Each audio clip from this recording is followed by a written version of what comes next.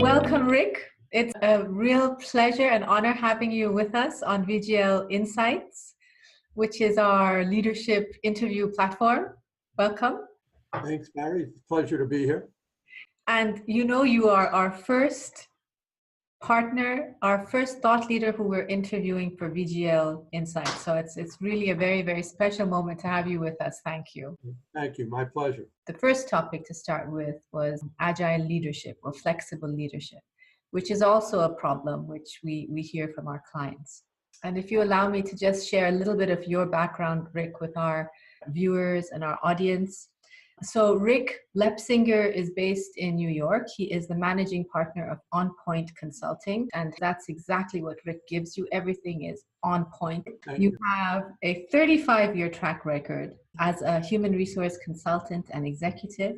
So he has been in this business for many years. He is the author of 5 books. One of his books is on agile and flexible leadership, so he'll tell us a little bit about that. And as I mentioned to you, Rick, the whole point of what we're doing with VGL Insights is taking questions and pain points from our clients and bringing together thought leaders who can offer us practical solutions and strategies and tips for some of the questions our clients are facing. So the questions I'm asking you are basically client questions. I just word them in a more upbeat way. So maybe just starting, we are talking about agile leadership or flexible leadership, and it's become such a buzzword. Everyone is talking about agile this and agile that and agile organization. So what is this? Why are we seeing this increase in agile leadership in an agile world? What is it? Is it a fad? Is it a buzzword? Why has it emerged? Yeah, I think there's a couple things there. One is that I think it's much more than a fad. And it's also important to remember that agile leadership is not a new idea. It's really been around for decades and decades.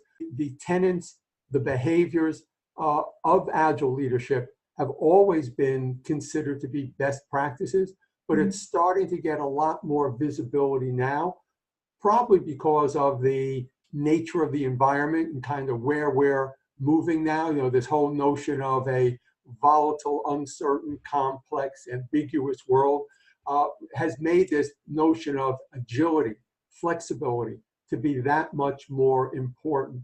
So I think that's one reason why it's getting a lot of talk, why it's being written about now. But one of the reasons why I don't think it'll be a fad, even though the term agile leadership might change, because that's really what a lot of fads are, is repackaging of old ideas and sort of a new heading.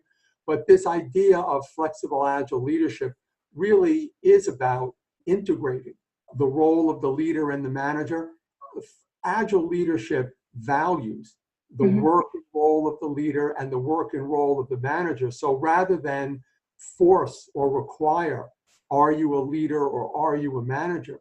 Agile leadership is around understanding when each is important and that it's kind of embodied in each individual. So each individual doesn't see themselves as a leader or see themselves as a manager. It's really being able to live in both worlds. And I think the other reason why agile flexible leadership is much more than a fad is that a lot of previous models about leadership tended to focus on motivating individuals, tended to be focused primarily on people. And it also captured this idea of one style fits all situations. Flexible leadership focuses not just on motivating people, but it also focuses on the financial performance of the organization and organizational performance. And the overall premise is it's not one style fits all, that you've got to be able to adjust to each situation, bring the right behavior, do the right thing, and be able to assess the situation in order to know what to do. So again, I think it'll last much longer, even though the name might change, the actual tenets, behaviors will be ongoing, I think. And some of what you're saying about this not having one size fitting all and having one type of leadership style, that has been around for a long time. We know that in terms of leadership. Some of the challenges, maybe, if you can elaborate a little bit. So we are talking about a VUCA world where we have an environment which is more volatile, there's more uncertainty, there's more complexity, there's more ambiguity. What are some of the challenges that our leaders are facing today? Right. Let's talk a little bit about the context of that as well. So to be able to capture the challenges, it's important to understand the factors that impact organizational performance. The challenges aren't just free form. They're really focused on these three elements. So all leaders, all organizations need to deal with three key elements in order for the organization to perform at a high level. Not in any order, but one of them is about efficiency and product reliability. So that's about maintaining low cost, high levels of profitability, and high levels of product quality. At the same time, the organization also has to be able to focus on innovation and change, to be able to anticipate the next trend and move the organization forward. But those two dynamics don't necessarily coexist very well. And we'll talk about that a little bit more when we talk about the specific challenges. But there's a third area, and the third area has to do with employee engagement and capability. And the challenge for leaders at a very, very broad level is to be able to maintain a balance between these three elements while minimizing or avoiding the trade-offs that are kind of naturally implied. And if you like, I can talk more specifically about what some of those trade-offs are to really capture what the key challenges are and what Agile leaders are faced with on a day-to-day basis. Yeah, it would be great if you could share. I know you have a few examples that you wanted to share with us, so that would be very valuable. Yeah. Absolutely. So let's take a look at this notion of balancing efficiency and reliability with innovation and change. And for me, that's a great starting point because it clearly captures the tension between these two. So it's very, very difficult to pursue new innovative ideas while at the same time maintaining current levels of performance and productivity. And a lot of organizations expect that of their employees when they engage and embark on a major change, to also keep the lights on, keep customers happy, keep production moving overall. So overall, either too much focus on responding to external markets or new changes can divert attention from maintaining costs, efficiency. And if you put too much emphasis on efficiency, which is sort of like standard operating procedures or overall controls, that can reduce flexibility and decrease focus on new ideas, new investments overall. So to kind of illustrate, there's two examples. One of them is McDonald's. You know that anywhere around the world, it'll be the same hamburger you get in New York City that you're going to get in Rio de Janeiro, that you're going to get in London. It's going to be the same product, and you're going to get it fast. Although McDonald's tried to introduce a change. And one of the changes was this Have It Your Way campaign, where they were going to custom make the food for each individual. And they were unable to maintain the balance between the innovative idea for them and the efficiency side. So that campaign really slowed order fulfillment down, and they eventually had to abandon it and go with their strengths. On the other hand, you have a company like Amazon. Amazon has been able to introduce significant investment in technology, in new businesses, yet there has not been any significant slowdown in their delivery time or their product quality. They've been able to maintain efficiency, reliability of the core business while they're investing in continuous change and growth overall. So you can capture the two differences with those two organizations. So Rick, would you like to tell us a little bit more about the challenges between efficiency and people? Sure. The second key challenge that Agile leaders are dealing with, and again, it's not like they're in any order per se, but this is a second key area of tension, is around efficiency, product reliability, which is the idea of maintaining high levels of profitability, reducing costs, and maintaining high levels of engagement and capability for people. So again, you can see that here there is also a little bit of tension, and the challenge is how do you do both simultaneously without invoking or the trade-off or minimizing the trade-off. So for instance, if you have extensive rules or control or policy and procedure in order to maintain efficiency, product reliability, that can undermine employee satisfaction and undermine employee commitment. This notion of downsizing or outsourcing in order to reduce costs can also result in a loss of skill, competence, knowledge inside the organization, and can also reduce morale. So finding the sweet spot between maintaining or driving efficiency and maintaining high levels of productivity and satisfaction is a key challenge. Now, again, from an example, Walmart is a great example where they got criticized for how much they were paying employees. They invested over $2.5 billion in higher wages and training for workers.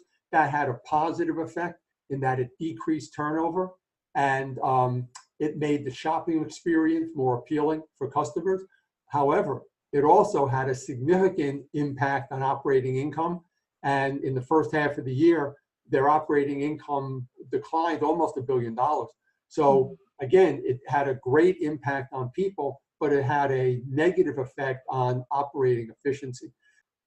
And then the last challenge is around balancing change with people, this innovation, new ideas with morale, productivity, capability.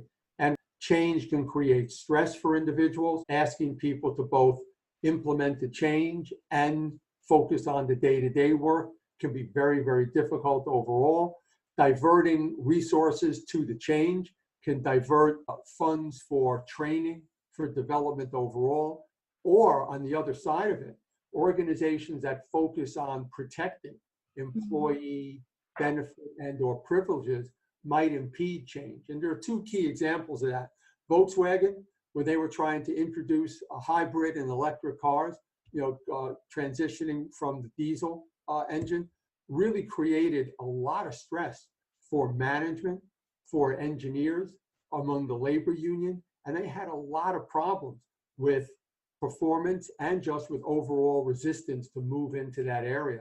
And then, of course, Levi's, the makers of denim, jeans, jackets, other clothing, they've been a proponent of people-related issues from the very, very beginning. That's really been a key component of their culture, paying attention to employee loyalty, building trust, profit sharing, lavish quality of work-life programs, and a culture that really embraces inclusion in decision-making, which has all been wonderful. But when it comes to change, Levi missed a number of real opportunities on key trends in clothing and other apparel because their culture of inclusion made it difficult to be responsive to some of these fast-moving changes. So again, that ability to do both without incurring the trade-off is the real challenge of an Agile leader, whether it's around people and change, efficiency and change, or reliability and change. That's really what's in front of Agile leaders in today's world. And that's speeding up even more because of the VUCA nature of the world we're all living in. And are you seeing a trend which challenge organizations are facing more of? Which is an interesting question because most organizations are facing all three of these, and that's really part of the dynamic. Some industries, at some points in time, you could say efficiency is more important, or people are more important. In other words, if right now when there are scarce resources, a lot of organizations are throwing a lot of quality of life programs, increased compensation to attract people, which is a good thing. However, that's also impacting profitability overall. And when you have a lot of new people coming on board, the faster you're growing, the faster you're bringing people on, that impacts efficiency and reliability overall. So depending on the industry, you could say one of these challenges is more important than the other. However, in general, all organizations and leaders need to find the right combination, the right balance of all three of these things simultaneously, and it's ongoing.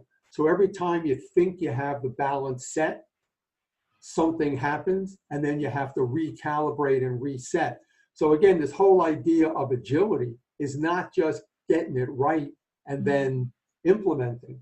It's getting it right, implementing, and then being prepared for the next adjustment, right? And keeping that moving, and all the time keeping all three elements operating at high levels and avoiding the trade-off. Yeah. Rick, when you're talking about this, it also makes me think that at the end of the day, it's also the information that the leaders have at their fingertips. And it's being aware not only of their environment, but what's out beyond their environment.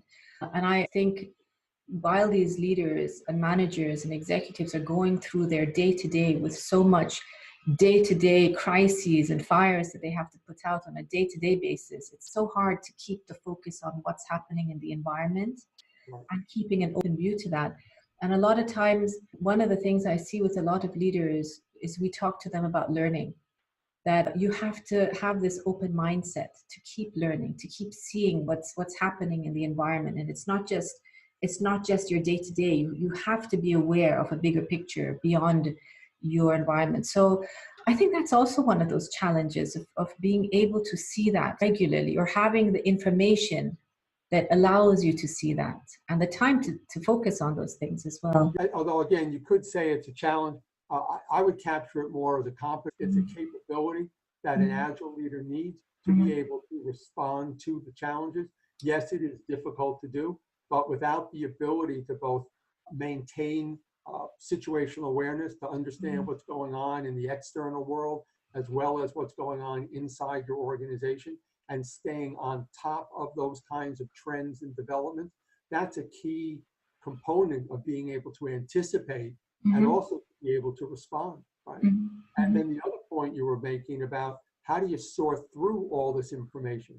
So the prioritization, the system thinking, to be able to understand what's important, what's not important, what will impact other parts of the organization, and what's relevant, are all components of the ability to be an agile leader, to be able to apply the skill and perform at a high level.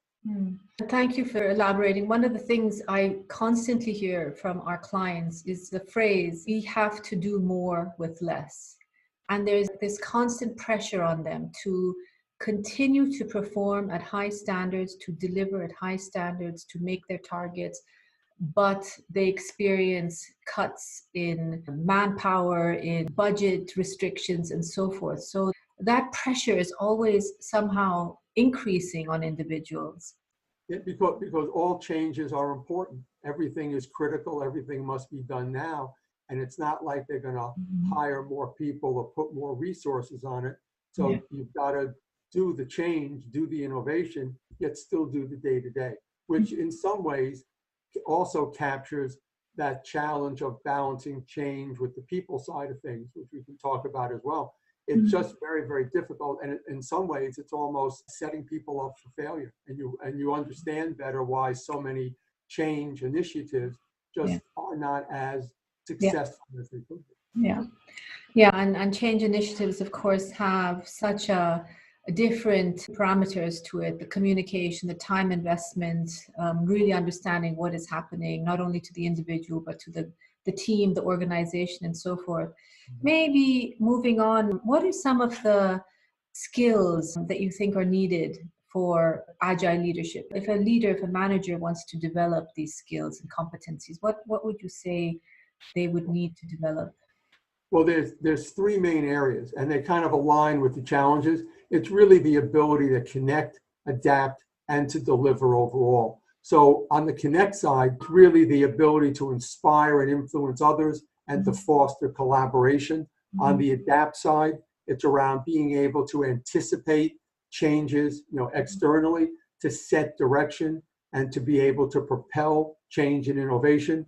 And on the deliver side, it's about delivering results, the ability to perform and generate consistent, reliable results over time. And it's the ability to build individual talent and to build teams in general. And the nice thing about that is that all of these skills can be assessed. You can determine the extent to which people have them, and they can be developed. So a lot of this notion of identifying high potential leaders, do they have these capabilities? Are there gaps? And to start to develop leaders, organizations can start to focus on increasing sort of the pool of agile leaders in their organizations. That's really nice.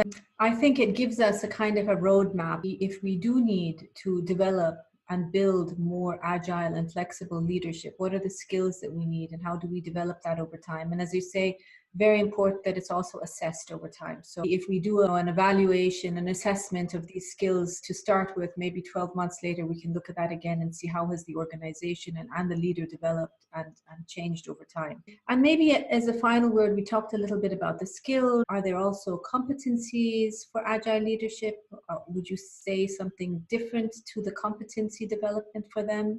Yeah, the competencies, I think, are sort of packages of skills and behaviors, but it's kind of the context within which these skills are applied. So there's 5 of them. We actually did extensive research to try to understand, what really makes up an agile leader. And in terms of the competency side, there were 5 of them. One of them was situational awareness. And again, that's the ability to anticipate external and internal changes and to understand how they'll impact the organization. On the systems thinking side, it's an understanding of the organization and how actions and decisions in one part of the organization will impact other elements of it. So seeing the organization as a total system and not just a discrete set of units overall. The ability to prioritize and not become overwhelmed. Leaders have so much information, so many demands coming at them.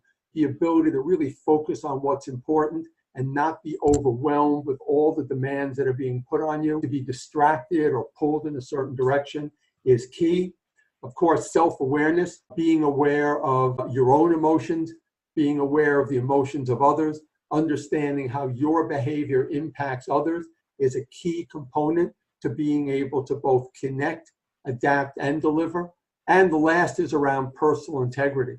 And this is the notion of people having confidence in you, the ability to build trust, build strong relationships, build loyalty, which really helps you align people and drive the organization.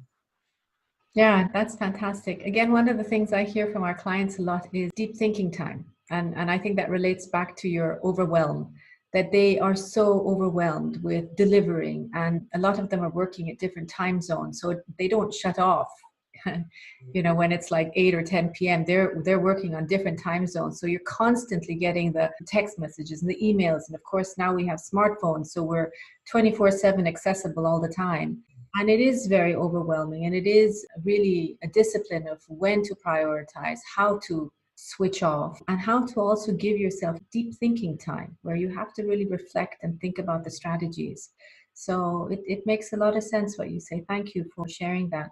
This has been really great. Thank you, Rick. I know there is a book that you'd like to share with us as well, which is your Flexible Leadership. Do you want to say anything about that?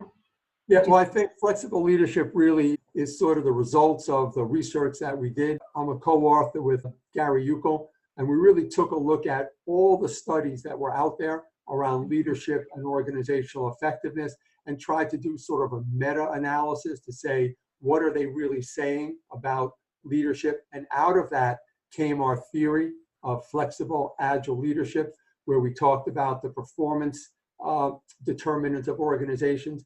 And I think that's what's been missing in a lot of leadership theory, is that a lot of leadership theory just talks about the leader behavior related to individuals, but not necessarily capturing the context of organizational performance, of which people are a very critical and important component.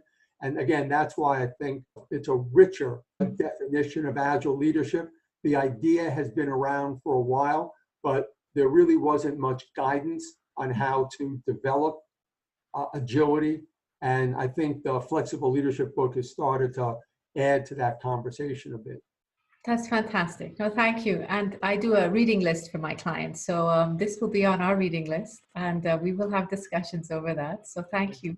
Really great, great information, great nuggets, great takeaways for our clients and our listeners. Thank you so much, Rick.